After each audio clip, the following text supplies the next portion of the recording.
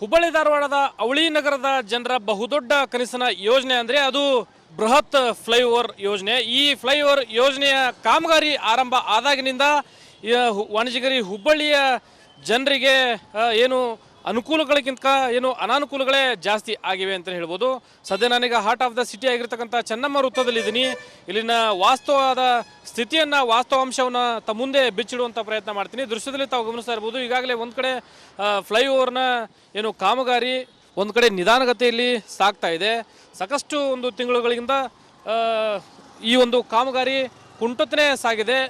ಹೀಗಾಗಿ ಒಂದು ಕಡೆ ಈಗಾಗಲೇ ಈ ಎಲ್ಲ ಚೆನ್ನಮ್ಮ ಸರ್ಕಲ್ನ ಬಹುತೇಕ ಭಾಗಗಳಲ್ಲಿ ಈಗಾಗಲೇ ಪಿಲ್ಲರ್ಗಳನ್ನು ಅಳವಡಿಸುವ ಮೂಲಕ ಒಂದು ಕಡೆ ಐತಿಹಾಸಿಕ ಈದ್ಗಾ ಮೈದಾನದ ಕಂಪೌಂಡನ್ನು ತೆರವುಗೊಳಿಸುವ ಮೂಲಕ ಇಲ್ಲಿ ಕಾಮಗಾರಿ ಆರಂಭ ಆಗಿದೆ. ಆದರೆ ಕಾಮಗಾರಿ ಏನೋ ನಿಧಾನಗತಿಯಲ್ಲಿ ಸಾಗ್ತಾ ಇದೆ. ಇದರಿಂದಾಗಿ ಸಾರ್ವಜನಿಕರಿಗೆ ಕಿರಿಕಿರಿ ತಪ್ತಾ ಇಲ್ಲ. ಯಾಕಂದರೆ ಬಹುತೇಕ ಒಂದು ಗ್ರಾಮೀಣ ಭಾಗಕ್ಕೆ ತೆರಳುವಂಥವರು, ಸಿಟಿ ಭಾಗದ ಬಹುತೇಕ ಒಂದು ಪ್ರದೇಶಗಳಿಗೆ ತೆರಳುವಂಥ ಸಾರ್ವಜನಿಕರು ಬಸ್ಗಳಿಗಾಗಿ ಇಲ್ಲಿ ಕಾಯ್ತಾ ಕುಳಿತಿರುವಂಥ ದೃಶ್ಯಗಳು ಇಲ್ಲಿ ಸರ್ವೇ ಸಾಮಾನ್ಯವಾಗಿದೆ. ಆದರೆ ಮಳೆಗಾಲದಲ್ಲಿ ಅಂದರೆ ಮಳೆ ಬಂದರೆ ಸಾಕು ಇವರಿಗೆ ಇಲ್ಲಿ ಆಶ್ರಯನ್ನು ಪಡೆದುಕೊಳ್ಳೋಕ್ಕೆ, ಅಂದರೆ ಒಂದು ರೀತಿ ಏನು ಟೆಂಪ್ರರಿಯಾಗಿ ಏನು ತಾತ್ಕಾಲಿಕವಾಗಿ ಇಲ್ಲಿ ಬಸ್ ನಿಲ್ದಾಣಗಳನ್ನು ಒಂದು ನಿರ್ಮಾಣ ಮಾಡದೇ ಇರುವುದೇ ಸಾಕಷ್ಟು ಒಂದು ಸಾರ್ವಜನಿಕರಿಗೆ ಇಲ್ಲಿ ಸಮಸ್ಯೆ ಏನು ಉದ್ಭವವಾಗಿದೆ.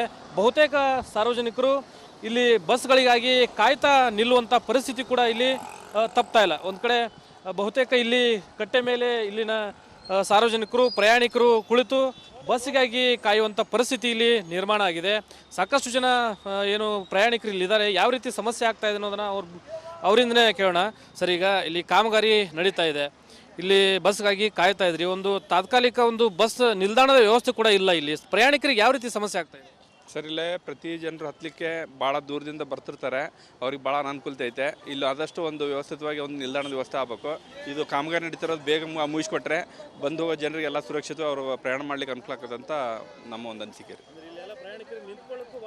ಹೌದು, ಪ್ರಯಾಣಿಕರು ಭಾಳ ನಿಂತ್ಕೊಳ್ಳಿಕ್ಕೆ ತೊಂದರೆ ಐತೆ. ಆಮೇಲೆ ಇಲ್ಲಿ ಒಂದು ನಿಲ್ದಾಣ ಇಲ್ಲಂಗಿರೋದ್ರಿಂದ ದಾರಿಲಿ ನಿಂತ್ಕೊಂಡು ಎಲ್ಲರೂ ಹತ್ತಬೇಕಾದದ್ದು.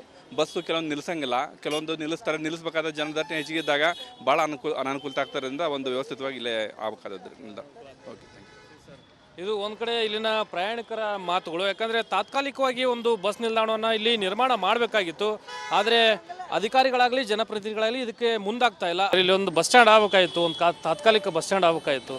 ಭಾಳಷ್ಟು ಜನ ಪ್ರಯಾಣಿಕರು ಇಲ್ಲಿ ನಿಂತ್ಕೋತೀರಿ, ಸಮಸ್ಯೆ ಎಷ್ಟು ಆಗ್ತೈತಿ ಮಳೆ ಗಿಳಿ ಬಂದ್ರೆ? ನಾವು ಬೇರೆ ಊರವ್ರು ಸರ್, ಈ ಊರವರಲ್ಲ, ರಾಯಚೂರು. ಈಗ ನಿಂತ್ಕೊಂಡ್ರಲ್ಲ, ಬಸ್ಸಿಗೆ ಕಾಯ್ಕೊಂಡು ನಿಂತಿರಲ್ಲ, ಏನು ಸಮಸ್ಯೆ ಆಗ್ತೈತಿ ಇಲ್ಲಿ? ಸಮಸ್ಯೆ ಆಗಲ್ಲ ಸರ್, ಎಲ್ಲ ಹೊಡೆದಾರ ಇಲ್ಲೆಲ್ಲ, ಹಂಗಾಗಿ ಎಲ್ಲ ಸಮಸ್ಯೆ ರೀ. ಟ್ರಾಫಿಕ್ ಜಾಮ್ ಎಲ್ಲ ಆಗ್ತದೆ. ಬಸ್ ಸ್ಟ್ಯಾಂಡಿಗೆ ಏನು ನಿಂದಿರ್ಬೋದಾಗಿತ್ತು ಅಷ್ಟೇ ಸರ್.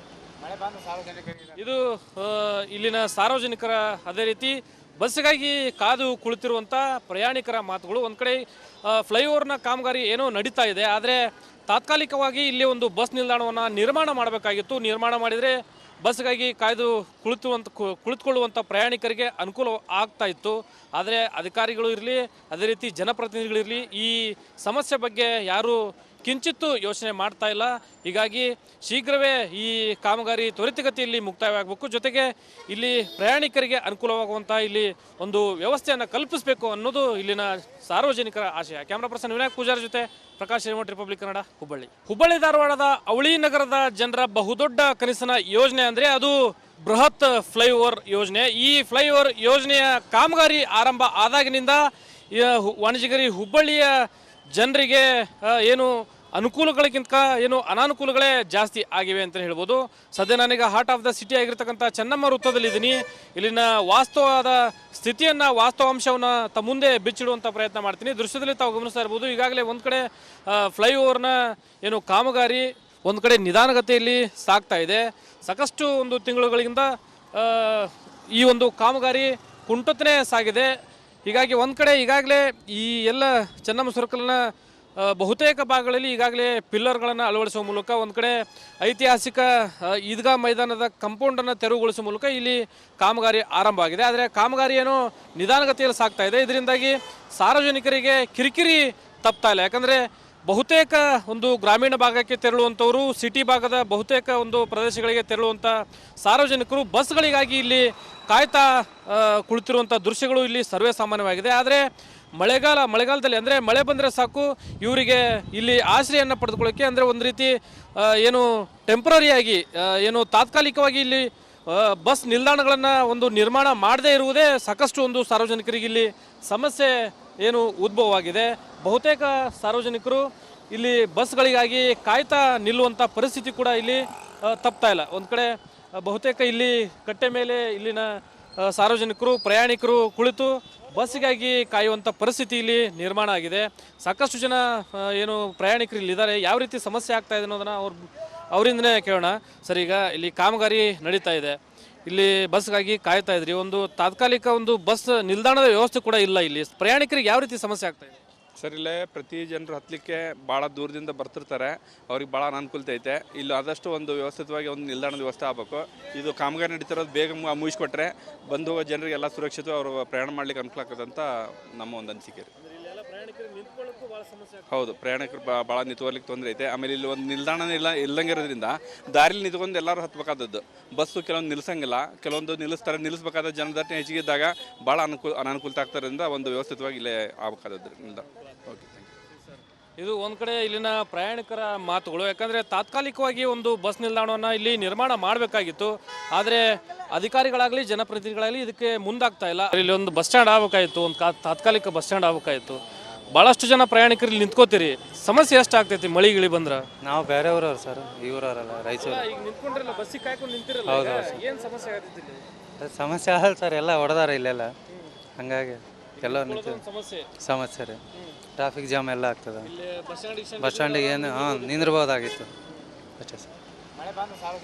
ಇದು ಇಲ್ಲಿನ ಸಾರ್ವಜನಿಕರ, ಅದೇ ರೀತಿ ಬಸ್ಸಿಗಾಗಿ ಕಾದು ಕುಳಿತಿರುವಂಥ ಪ್ರಯಾಣಿಕರ ಮಾತುಗಳು. ಒಂದು ಕಡೆ ಫ್ಲೈಓವರ್ನ ಕಾಮಗಾರಿ ಏನೋ ನಡೀತಾ ಇದೆ, ಆದರೆ ತಾತ್ಕಾಲಿಕವಾಗಿ ಇಲ್ಲಿ ಒಂದು ಬಸ್ ನಿಲ್ದಾಣವನ್ನು ನಿರ್ಮಾಣ ಮಾಡಬೇಕಾಗಿತ್ತು. ನಿರ್ಮಾಣ ಮಾಡಿದರೆ ಬಸ್ಗಾಗಿ ಕಾಯ್ದು ಕುಳಿತುಕೊಳ್ಳುವಂಥ ಪ್ರಯಾಣಿಕರಿಗೆ ಅನುಕೂಲ ಆಗ್ತಾ ಇತ್ತು. ಆದರೆ ಅಧಿಕಾರಿಗಳು ಇರಲಿ, ಅದೇ ರೀತಿ ಜನಪ್ರತಿನಿಧಿಗಳಿರಲಿ, ಈ ಸಮಸ್ಯೆ ಬಗ್ಗೆ ಯಾರೂ ಕಿಂಚಿತ್ತೂ ಯೋಚನೆ ಮಾಡ್ತಾ ಇಲ್ಲ.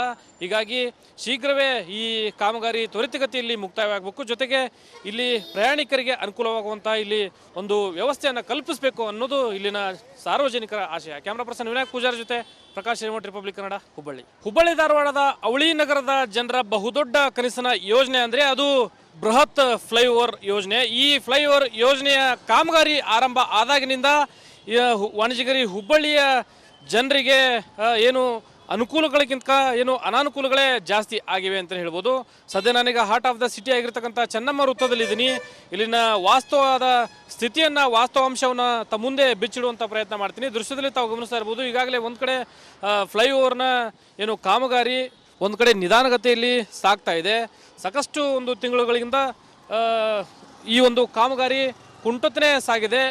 ಹೀಗಾಗಿ ಒಂದು ಕಡೆ ಈಗಾಗಲೇ ಈ ಎಲ್ಲ ಚೆನ್ನಮ್ಮ ಸರ್ಕಲ್ನ ಬಹುತೇಕ ಭಾಗಗಳಲ್ಲಿ ಈಗಾಗಲೇ ಪಿಲ್ಲರ್ಗಳನ್ನು ಅಳವಡಿಸುವ ಮೂಲಕ, ಒಂದು ಕಡೆ ಐತಿಹಾಸಿಕ ಈದ್ಗಾ ಮೈದಾನದ ಕಂಪೌಂಡನ್ನು ತೆರವುಗೊಳಿಸುವ ಮೂಲಕ ಇಲ್ಲಿ ಕಾಮಗಾರಿ ಆರಂಭ ಆಗಿದೆ. ಆದರೆ ಕಾಮಗಾರಿ ಏನೋ ನಿಧಾನಗತಿಯಲ್ಲಿ ಸಾಗ್ತಾ ಇದೆ. ಇದರಿಂದಾಗಿ ಸಾರ್ವಜನಿಕರಿಗೆ ಕಿರಿಕಿರಿ ತಪ್ತಾ ಇಲ್ಲ. ಯಾಕಂದರೆ ಬಹುತೇಕ ಒಂದು ಗ್ರಾಮೀಣ ಭಾಗಕ್ಕೆ ತೆರಳುವಂಥವರು, ಸಿಟಿ ಭಾಗದ ಬಹುತೇಕ ಒಂದು ಪ್ರದೇಶಗಳಿಗೆ ತೆರಳುವಂಥ ಸಾರ್ವಜನಿಕರು ಬಸ್ಗಳಿಗಾಗಿ ಇಲ್ಲಿ ಕಾಯ್ತಾ ಕುಳಿತಿರುವಂಥ ದೃಶ್ಯಗಳು ಇಲ್ಲಿ ಸರ್ವೇ ಸಾಮಾನ್ಯವಾಗಿದೆ. ಆದರೆ ಮಳೆಗಾಲದಲ್ಲಿ ಅಂದರೆ ಮಳೆ ಬಂದರೆ ಸಾಕು ಇವರಿಗೆ ಇಲ್ಲಿ ಆಶ್ರಯವನ್ನು ಪಡೆದುಕೊಳ್ಳೋಕ್ಕೆ, ಅಂದರೆ ಒಂದು ರೀತಿ ಏನು ಟೆಂಪ್ರರಿಯಾಗಿ ಏನು ತಾತ್ಕಾಲಿಕವಾಗಿ ಇಲ್ಲಿ ಬಸ್ ನಿಲ್ದಾಣಗಳನ್ನು ಒಂದು ನಿರ್ಮಾಣ ಮಾಡದೇ ಇರುವುದೇ ಸಾಕಷ್ಟು ಒಂದು ಸಾರ್ವಜನಿಕರಿಗೆ ಇಲ್ಲಿ ಸಮಸ್ಯೆ ಏನು ಉದ್ಭವವಾಗಿದೆ.